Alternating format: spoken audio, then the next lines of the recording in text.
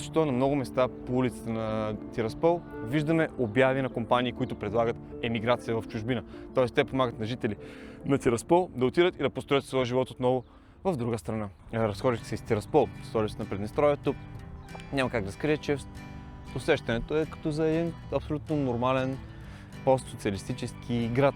Хората се разхождат из парковете, деца играят, магазините са пълни с клиенти, има ресторанти, заведения, хотели. Разбира се, всичко е една идея по-квадратно, съветско и безцветно, отколкото на повечето места в Европа, но така или иначе ситуацията не е чак толкова фрапантна. Наистина не се намираме до такава степен в някаква отломка на Съветския съюз и това беше всъщност едно от нещата, които искахме да открием, защото разбира се, не искаме да ви покажем това интересно място, на нас ни е изключително любопитно да го видим, но не искаме да създаваме някакви излишни, несъществуващи сензации. Тоест идваме тук, виждаме едно място, което е застинало в миналото, но по никакъв начин то не е някакъв музей единствено на открито. Тук живеят хора с техните съдби и истории и всъщност е един град като всеки друг. Най-големият стереотип е това.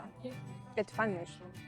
Да, имаме съветска архитектура, имаме паметници, имаме музеи, ама това е част от история, разбирате.